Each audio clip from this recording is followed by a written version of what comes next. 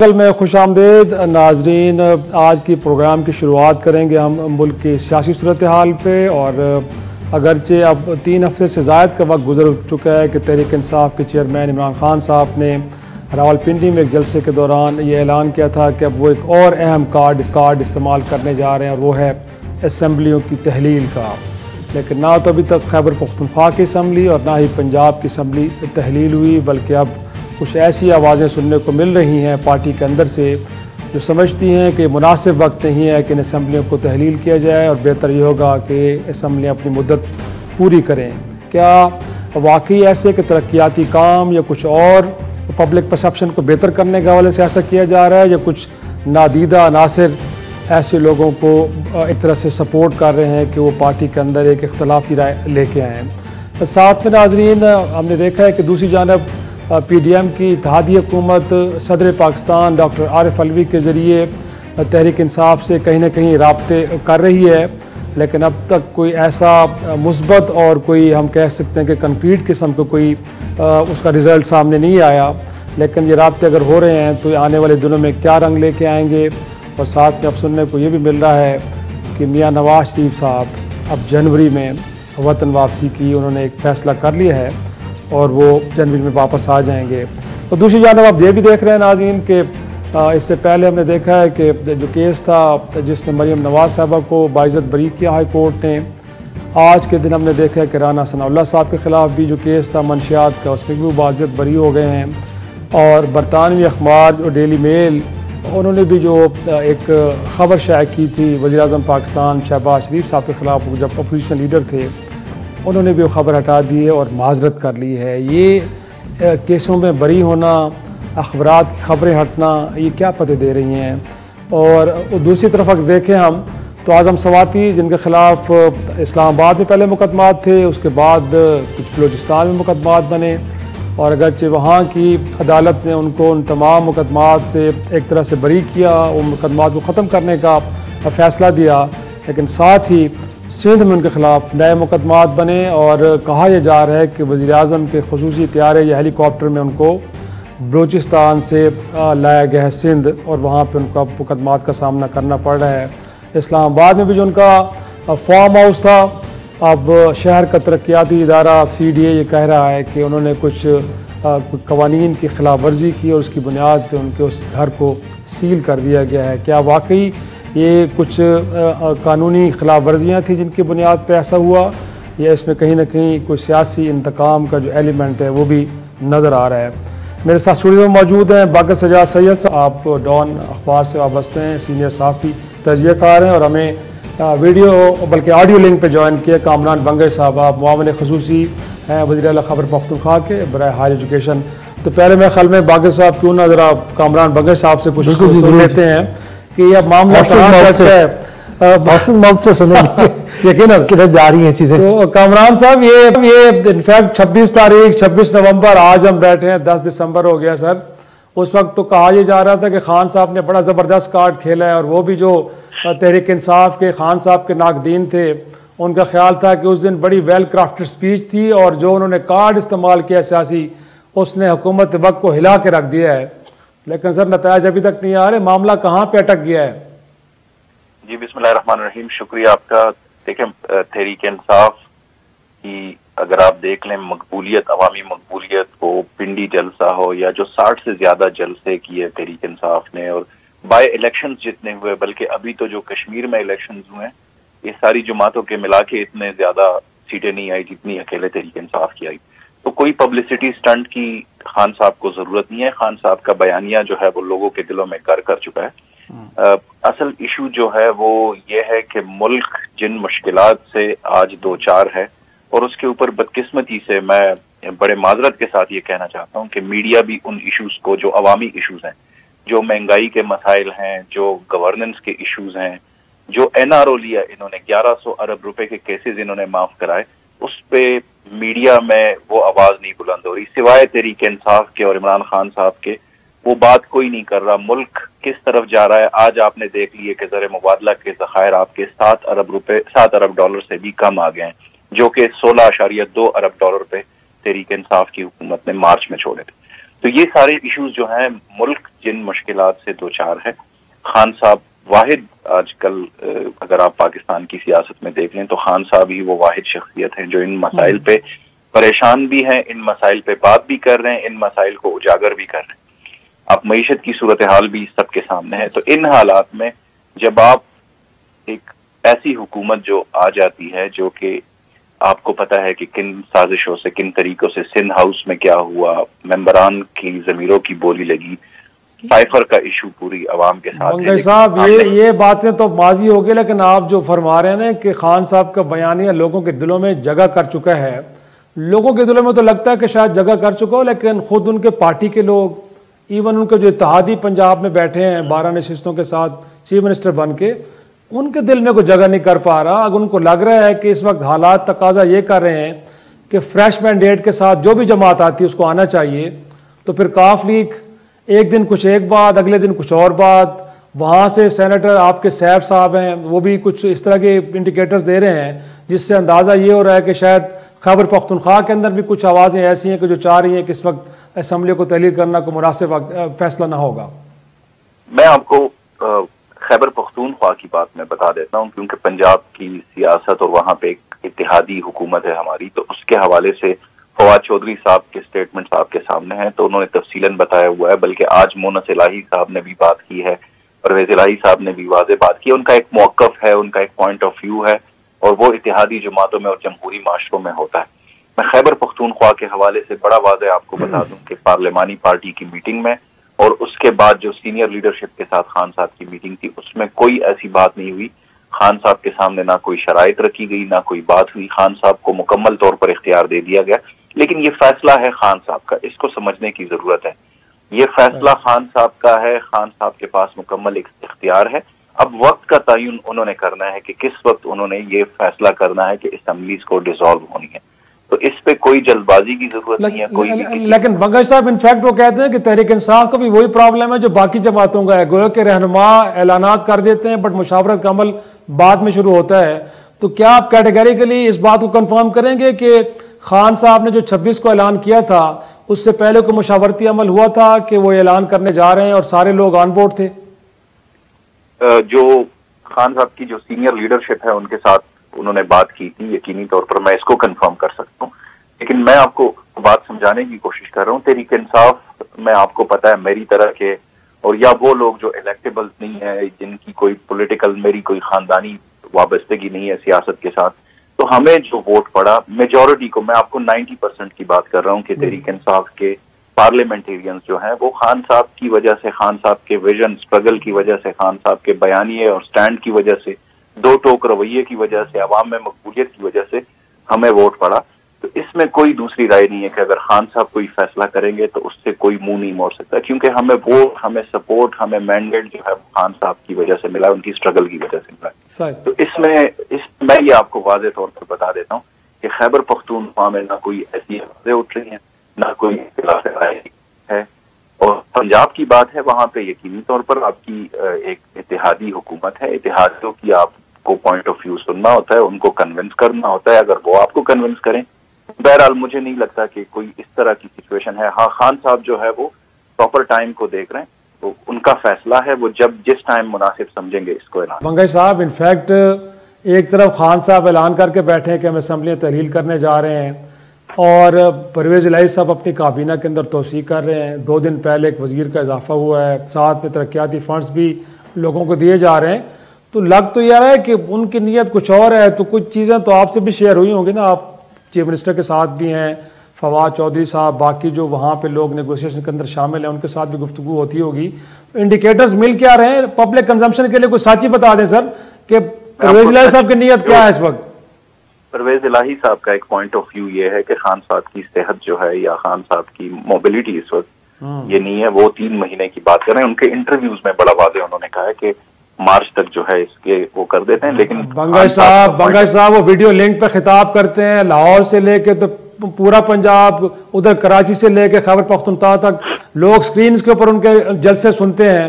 तो ये तो कोई बात नहीं कि वो कहीं जा नहीं सकते। अब तो उन्होंने एक इनोवेशन लेके आ गए हैं, गोया कि एक ही जगह बैठते हैं और पूरी दुनिया उनको सुनती है। ये तो कोई इतना कोई लगता नहीं है कि कोई ज्यादा कोई जानदार दुनिया सुनती है, लेकिन मीडिया जो है उनके एड्रेसेस को डिलेड दिखाती है। तो ये एक और इशू है ना, वो तो मीडिया ने भी बड़ी इनोवेशन लेकर आ गए हैं ये सारी चीजों पे। यूट्यूब पे भी उनकी स्पीचेस बंद कर दी जाती हैं। मैं जनाब आपको जो सिचुएशन है वो जरा सा उसको समझने की जरूरत है एक और एस्पेक्ट से, कि क्या कोई ऐसी सियासी जमात जिनके 2 सूबों में तकरीबन 66% जो पूरे पाकिस्तान का मैंडेट बनता है वो हुकूमतें हैं, क्या कोई हुकूमत तोड़ने की बात कर सकता है? तब वक्त ये कि आप उनको दीवार के साथ लगाएं, आप उनको कॉर्नर करें, आप चेयरमैन पीटीआई के ऊपर 26 FIRs करें, उनके ऊपर तौहीन अदालत के, तौहीन रिसालत के, उनके ऊपर आजकल पाकिस्तान का इश्यू क्या, एक गड़ी है, एक गड़ी के ऊपर इतना हल्ला गुल्ला मचाना। और अब जो है सुनने में आ रही है बातें कि जी इलेक्शन कमीशन से उनको नाअहल कराने की कोशिशें हो रही है। तो आप अगर किसी को इतना कॉर्नर करेंगे, और उनका एक जायज मुतालबा है खान साहब का और तहरीक इंसाफ का कि जी इलेक्शंस की तारीख दें, इलेक्शंस के ऊपर बात करें, तो क्या ये गलत बात है? आपने इतना अगर कॉर्नर किया है कि कोई इतना एक्सट्रीम स्टेप लेने की बात कर रहा है, इसको जरा समझने की जरूरत है। इम्पोर्टेड हुकूमत जो है ये जिस किस्म की हटदर्मी कर रही है, जिस किस्म की ये जो आपने अभी राना सनाउल्लाह की बातें की है, क्या ये किसी सूरत जमहूरी बातें हैं या किसी सूरत ये हुकूमतें जो है इस तरह का रवैया रखती हैं? एक तरफ इसहाक डार साहब जो है वो मुज़ाकरात की बात करें, एक तरफ जो है ये गली का गुंडा बनकर जो है ऐसे स्टेटमेंट्स दे रहा है, खान साहब के को धमकाने की कोशिश कर रहे थे, तहरीक इंसाफ के कारकुनान को भड़काने की कोशिश कर रहा है। और 25 मई को जो खवातीन के ऊपर तशद्दुद हुआ, जो लोगों के ऊपर तशद्दुद हुआ, पुरअमन लोगों के ऊपर जो तशद्दुद हुआ, उसके ऊपर कोई बात नहीं हो रही। अगर आप किसी को, इतनी बड़ी जमात को आप इस तरह कॉर्नर दीवार के साथ लगाने की कोशिश करेंगे तो यकीनन इस तरह के फैसले आएंगे जिससे सियासी अदम इस्तेहकाम ही आएगा। लेकिन बंगश साहब यही बयानिया हमें उस वक्त भी सुनने को मिलता था कि जब आप हुकूमत में थे और खान साहब के खिलाफ इसी तरह की बातें कि कहीं ENF को यूज़ किया जा रहा है, कहीं पे NAP को यूज़ किया जा रहा है, लोगों को 1-1 साल जेलों में डाला गया है, ना उनकी जमानतें हो रही हैं, ना उनके खिलाफ रेफरेंस दायर हो रहे हैं। लेकिन बाकिर, मैं चाहूँगा कि कुछ बाकिर भी सवाल करना चाहें, लेकिन मोर इम्पोर्टेंटली बाकिर, आपको लगता नहीं है कि 25 मई को खान साहब आए, एक फेल्ड अटैम्प्ट थी, उसके बाद लॉन्ग मार्च लाहौर से चला, पिंडी तक ज़रूर आया बट वो अहदाफ हासिल नहीं कर सका। उसके बाद खान साहब ने अगरचे अनाउंसमेंट दी 26 को कि जी वो असेंबली तोड़ने जा रहे हैं, लेकिन लग तो यह है कि ये भी मिस फायर होने जा रहा है, तो इसका तो बड़ा सियासी नुकसान असल में कमरान साहब ने बड़ी खूबसूरती से सारा कुछ बयान कर भी दिया है और बयान नहीं भी किया, क्योंकि उन्होंने अपने दूसरी तरफ पंजाब में अपनी पार्टी के लिए मसाइल नहीं पैदा करना चाहते। अगर आप मुझसे पूछेंगे, क्योंकि एज एन इंडिपेंडेंट एनालिस्ट, तो मैं तो जो जिस तरह का रवैया परवेज़ इलाही साहब ने रखा है, मैं तो शदीद शकूक व शुबहात का शिकार हो जाऊंगा।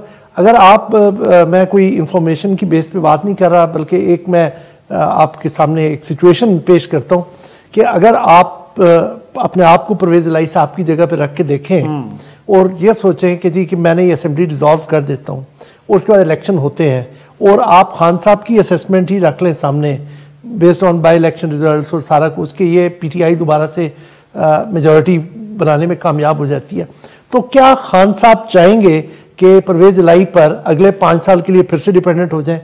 वो तो यकीनन वो चाहेंगे ना कि PTI की गवर्नमेंट हो। तो ये अपना जो है जो परवेज़ इलाही साहब की कैलकुलेशन है, जो मतलब आपको एक सामने लॉजिकल सी बात बताई है उनके दिमाग में, और ये जो 3 महीने 4 महीने का चला रहे हैं, वो चाह रहे हैं कि किसी तरह से अपने नेक्स्ट सेटअप में अपने लिए कोई ना कोई मैं गारंटीज ले लूँ, चाहे PTI से मिलती हैं चाहे किसी और से मिलती हैं। ये बड़े दिल को मतलब अपने आप को मुतमईन करने वाली बातें हैं कि जो आप PTI के लीडर्स से सुनते रहते हैं कि ये मुनीस इलाही और परवेज़ इलाही कहाँ जाएंगे, इन्होंने PTI के साथ मिलकर इलेक्शन लड़ना है, तो फ्यूचर यहीं पे है, वरना अगर नहीं लड़ेंगे तो हार जाएंगे। बड़े चौधरी साहब जो है बड़े क्लेवर पॉलिटिशियन है, मैं अब उर्दू का लफ्ज़ नहीं कहना चाहता, वो ज़्यादा नेगेटिव कॉनोटेशन में चला जाता है। तो ये चीज़ है कि वो अपने आगे की प्लानिंग कर रहे हैं। खान साहब को वो अपना साथ साथ जो है ना, अगर आप ज़रा बारीकी से देखें, खान साहब को वो खान साहब के लिए प्रॉब्लम्स क्रिएट करते जा रहे हैं। खान साहब की हुकूमत होते हुए खान साहब अपने ऊपर कातलाना हमले की FIR तो दर्ज नहीं करा सके। फिर अभी ये जो कुछ उनके खवातीन और अपने जो किसी ने नाजेबा अल्फाज इस्तेमाल किए थे उसके खिलाफ FIR कराए, वो नहीं हो सके। के खिलाफ FIR हो गई है लाहौर में। तो आप देखें कि खान साहब की हुकूमत वहां एग्जिस्ट कहां पे करती है। उधर देखें मुने सलाई के स्टेटमेंट्स आप देखें, मुने सलाई कहते हैं कि जी हमें वो GHQ से जो पीछे साहब कहा गया था कि खान साहब के साथ जाए।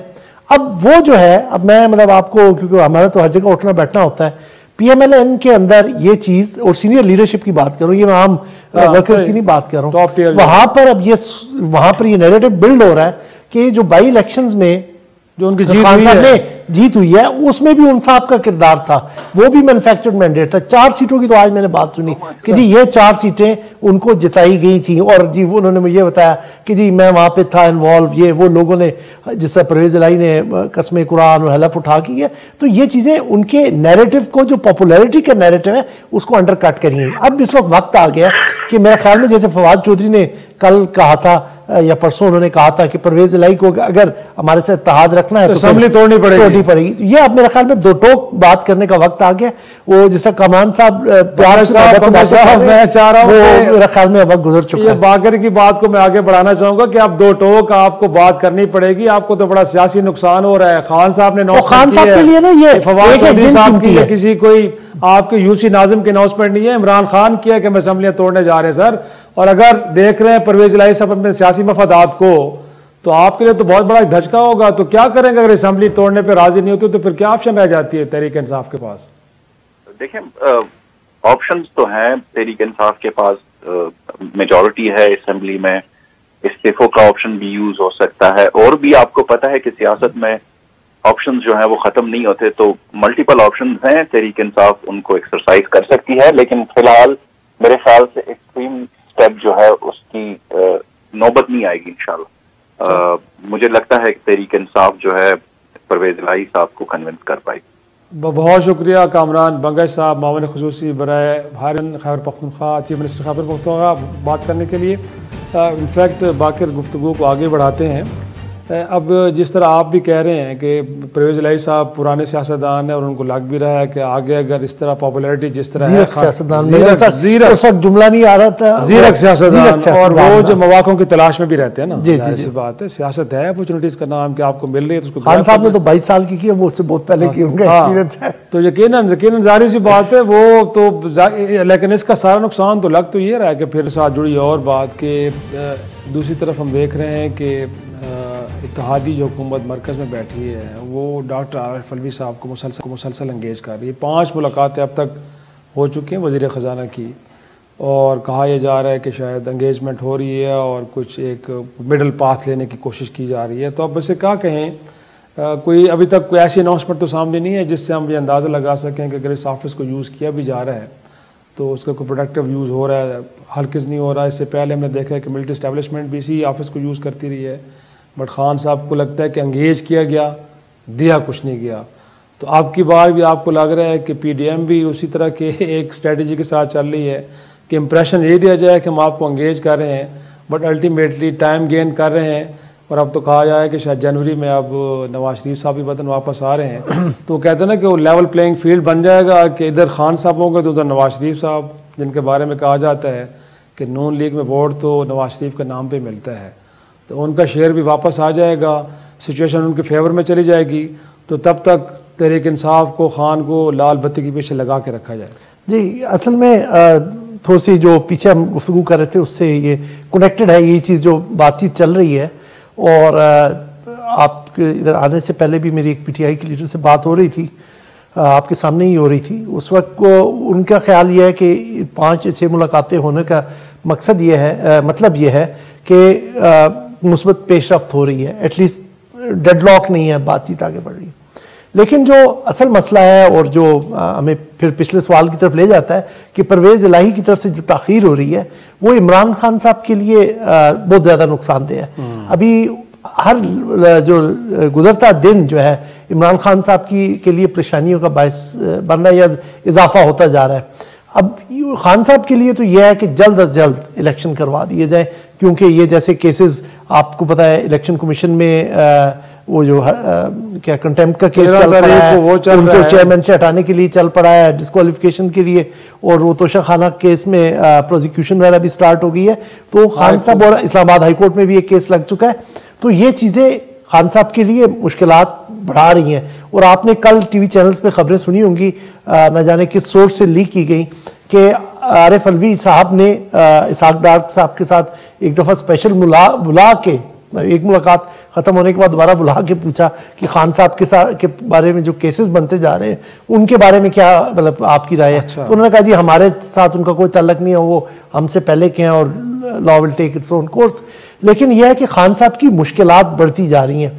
खान साहब के पास जो बेहतरीन ऑप्शन है कि जल्द अज जल्द किसी तरह से इलेक्शन फोर्स करें, जो खान साहब अपनी तमाम जो 7-8 माह जब से अप्रैल से निकले हैं तहरीक में, वो हुकूमत ना गिरा सके हैं, ना हुकूमत को फोर्स कर सके हैं कि जी किसी तरह से नए इलेक्शंस की तरफ जाया जाए। तो ये खान साहब के हाँ बहुत ज़्यादा कमज़ोरी रही है। भले से उन्होंने अच्छी सीट्स जीती हैं, अभी हाल ही में लोकल बॉडीज़ में भी अच्छी शोइंग कर रहे हैं आज़ाद कश्मीर में, लेकिन इस तरफ उनको तवज्जो देने की बहुत सख्त ज़रूरत है। लेकिन आपको लगता है इनफैक्ट जिस तरह आज़म सवाती साहब के ख़िलाफ़ पहले इस्लामाबाद में केसेस, फिर बलोचिस्तान में केसेस, उसके बाद अब सिंध में केसेस बने हैं और फ़ौरन गिरफ्तारी वहाँ पेश किया जा रहा है, तो ये चीज़ें जो विक्टिमाइजेशन की बात है ना, मैं वही उसी तरफ आ रहा हूँ कि एक तरफ तो केसेस में लोगों की बरीयत हो रही है।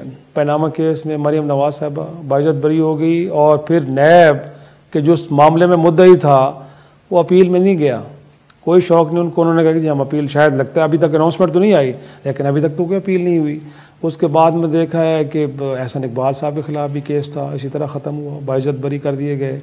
आज राना सनाउल्लाह साहब जिनके बारे में उस वक्त का ANF का DG कहते थे, फरमाते थे कि उनके पास बड़े ठोस शवाहिद हैं और अदालतों में पेश करेंगे वो, और राना साहब नहीं बच पाएंगे, आज बाइज्जत बरी हो गए हैं।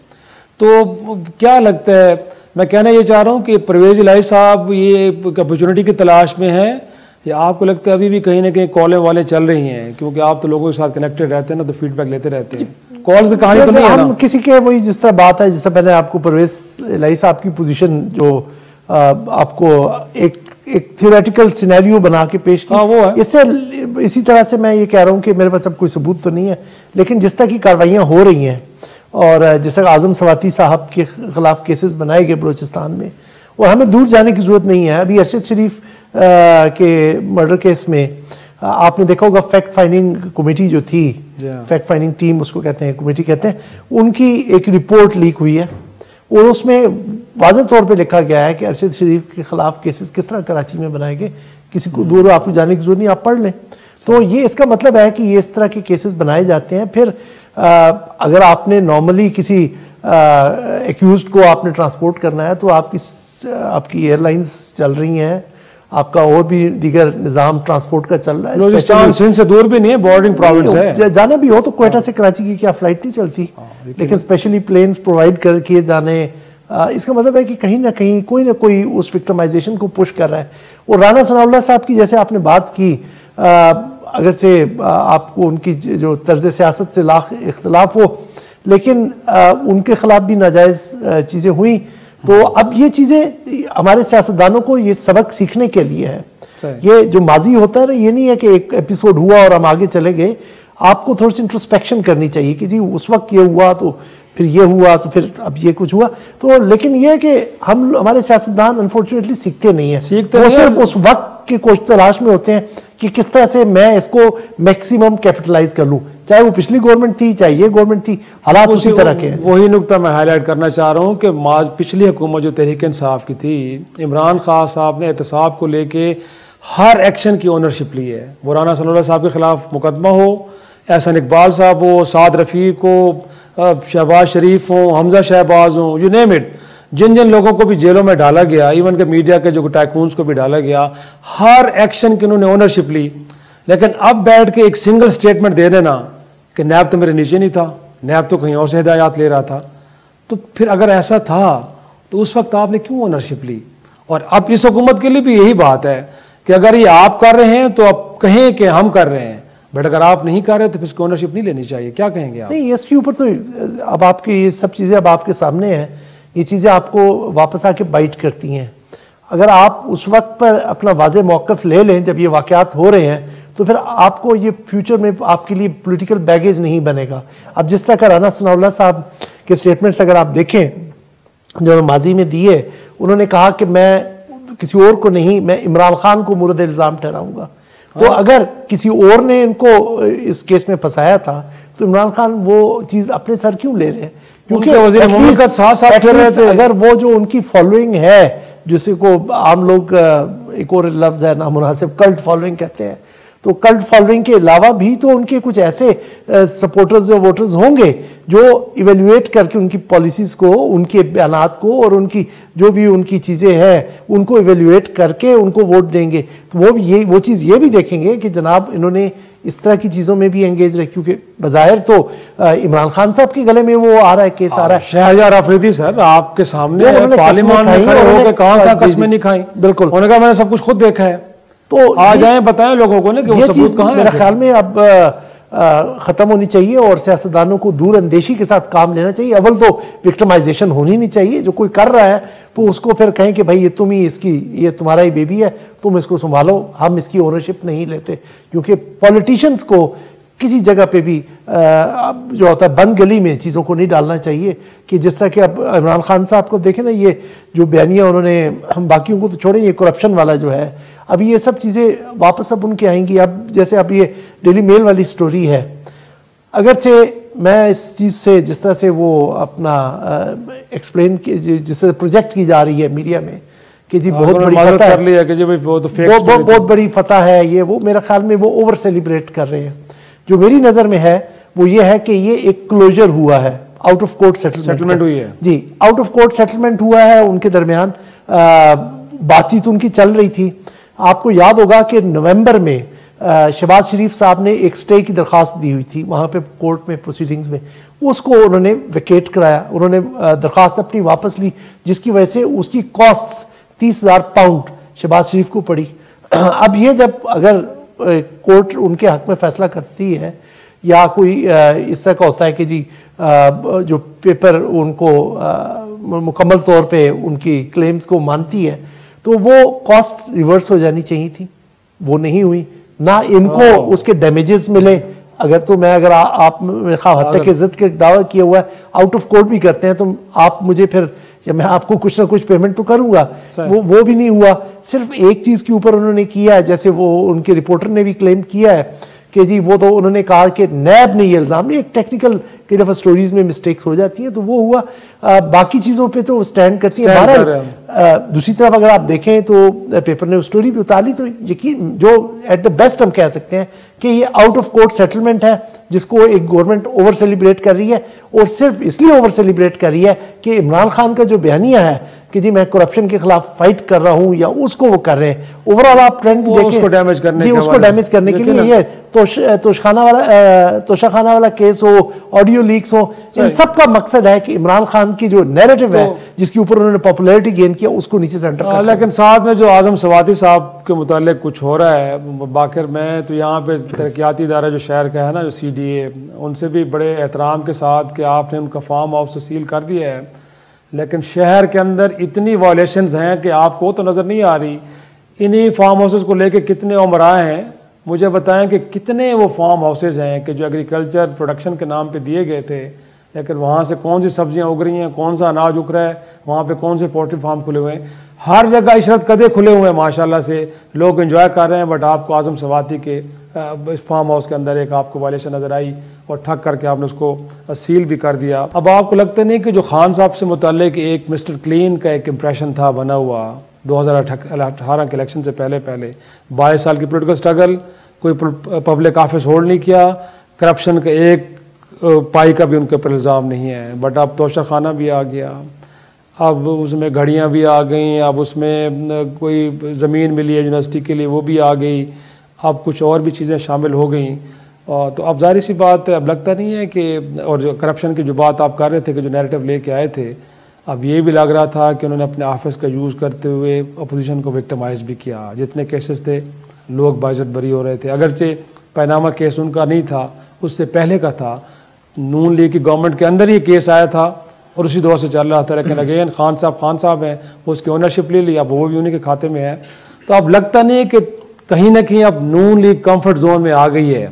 अब उनको लगता है कि अगर हम पे करप्शन के इल्ज़ाम हैं तो खान साहब भी उससे बरी ज़िम्मा नहीं है, अब उन पे भी हैं।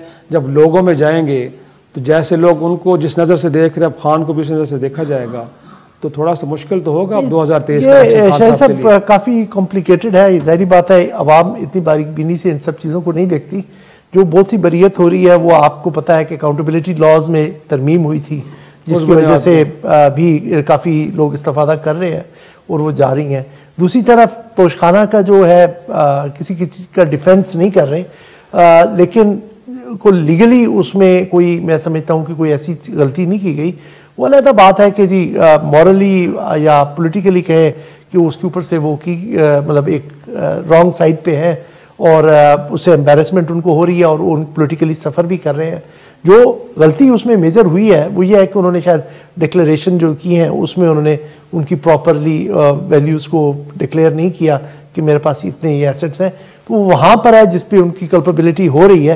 लेकिन ये कहना कि घड़ी बेच दी और खरीदी और बेच दी, तो मेरा प्रोसेस फॉलो नहीं किया गया। हाँ, उसको अपना वो वाज विदिन हिज राइट, क्योंकि वो जो उन्होंने अमेंडमेंट की थी कि 50% ऑफ द वैल्यू पे, पहले 20% पे थी, फिर 50% पे गई, वो बाद में 50% वाला बाद में अमेंड किया गया, पहले ये घड़ी का ट्रांजैक्शन पहले हो चुकी थी।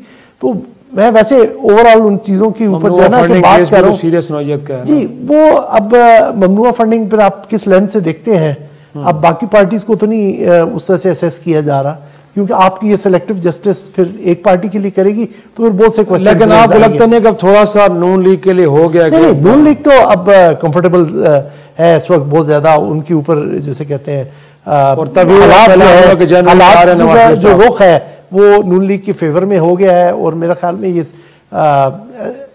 जितनी कोई उन्होंने व्हीलिंग डीलिंग की है उसके डिविडेंड्स हैं जो अब वो हासिल कर रहे हैं, इसीलिए तो उन्होंने ये सारा अपने तौक अपने गले में डाला था अप्रैल में, जिसकी वजह से उन्होंने अच्छा खासा पॉलिटिकल उनका हैमरेज भी हुआ है।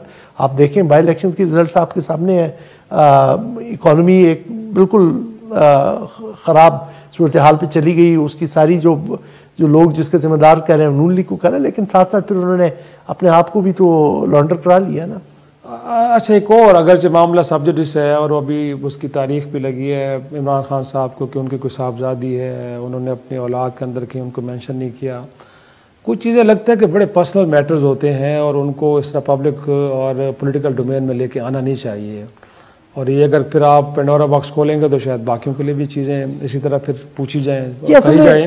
तो आपको लगता है कि मतलब अगर सियासत में आपने किसी को जिज करना भी है, उसको चित करना भी है, उसको डिफेम करना भी है, उसको सियासत से बाहर खाड़े से निकालना भी है, तो मतलब ये टूल यूज़ होने चाहिए? या ख्याल है कि नहीं यार कम से कम इस एरिया में तो नहीं जाना चाहिए था? अब ये तो है कि जी वो जो भी उनके मुखालफीन हैं वो किसी हद तक भी जाने को तैयार हैं कि किसी तरह से इमरान खान को गिराया जाए, क्योंकि जो PMLN की जो कैलकुलेशन है ना इस वक्त, उनको पता है कि हम काफ़ी हद तक हमारा पॉलिटिकल कैपिटल ज़ाया हुआ है इकॉनमी की सूरत हाल की वजह से, प्लस जो उनकी अपनी ऑर्गेनाइजेशनल वीकनेसेस हैं उनकी वजह से भी उनको काफ़ी नुकसान हुआ है। आपने देखा मरियम को उन्होंने पिच करके देख लिया, आप नवाज शरीफ को लाना चाह रहे हैं, वो भी डिपेंडेंट है कि अगर असेंबली डिसॉल्व होती है तो फ़ौरन से आ जाएंगे, अगर नहीं होती तो थोड़ी सी वक्त मज़ीद लेंगे अपने प्लेटलेट काउंट पूरा करने के लिए, डॉक्टर की जैसे वो फिर एडवाइस होगी।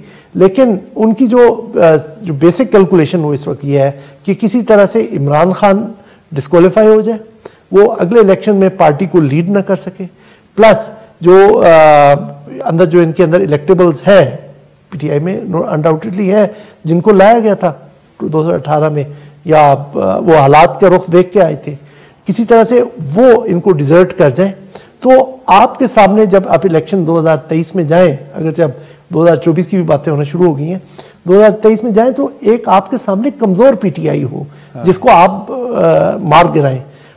ये जो PMLN के लिए चैलेंज है, ये शायद पीपल्स पार्टी का इतना बड़ा मसला नहीं है क्योंकि उनकी तो पंजाब में एग्जिस्टेंस ही नहीं है, कि ये जी उनके खिलाफ एक क्रेडिबल थ्रेट खड़ा कर दिया गया था। अब उस थ्रेट को किस तरह से वो ख़त्म करना है वो अब उसके लिए मुख्तलिफ हरबे इस्तेमाल किए जा रहे हैं, चाहे तोशाखाना है, चाहे ये वाला केस है, चाहे दूसरा केस है। लेकिन ये बात नवाज शरीफ के जहन में नहीं होगी कि 2018 का जो इलेक्शन था, गोया कि जो जिन खदशात का आप इजहार कर रहे हैं कि मुकदमात की बुनियाद पे इमरान खान को बजाय सियासी मैदान में लड़ के शिकस्त देने के बल्कि खेल से बाहर किया जा रहा है। तो इसी तरह का मामला तो नवाज शरीफ साहब के साथ भी हुआ था कि 2018 का इलेक्शन उनको लड़ने दे दिया गया, उससे पहले उनको नाअहल कर दिया गया, उनके खिलाफ मुकदमात थे, लेकिन हुआ क्या?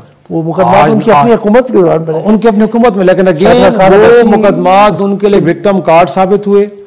आज नवाज शरीफ की जमात वो खुद मौजूद हैं और लगता ही है कि उनकी पॉपुलरिटी के अंदर कोई ज्यादा फर्क नहीं पड़ा। गोया कि बहरहाल पंजाब के अंदर भी दूर अंदेश होते तो क्या ही बात थी। तो आपको लगता है इस माजी से नवाज शरीफ साहब को भी सबक हासिल नहीं करना चाहिए? उनके खिलाफ भी इसी तरह के टूल यूज हुए लेकिन वो सरवाइव कर गए। तो हो सकता है कि खान साहब उससे ज्यादा कोई पॉपुलर होकर सामने आ गए तो उनके लिए एक बहुत बड़ा थ्रेट हो सकते हैं। तो बेहतर यह है कि इस तरह के टूल यूज ना किए जाएं और अगर हो भी रहे तो उनको रोका जाए। जी, ये कोई भी इन चीज़ों को एंडोर्स नहीं करता, लेकिन वही बात है कि हमारे सियासतदान कभी चीज़ें सीखते नहीं हैं। आपके सामने आपकी हिस्ट्री भी पड़ी है, आपके सामने आपके जुडिशल वर्डिक्ट्स भी हैं। असगर खान साहब का केस है, कोई उसको भी पढ़ के चीज़ें देख ले। और ये जो है ना कि जी किसी तरह से हमने हर हरबा इस्तेमाल करना है अपने हरीफ को गिराने के लिए, इस चीज़ से बाज रहना चाहिए और अब सेंस ऑफ एकोमोडेशन पैदा करें। अभी बाकी जो हुस्न जान रखते हुए कह रहे हैं कि माजी से सियासतदान सीखते नहीं है या सारे मामलात कुली उनके हाथ में नहीं होते, गोया कि कोई और भी होता है जो चीज़ों को देख रहा होता है, कर रहा होता है। नाज़रीन, आज का शो यहीं ख़त्म करते हैं, इजाज़त दीजिए, खुदा हाफ़िज़।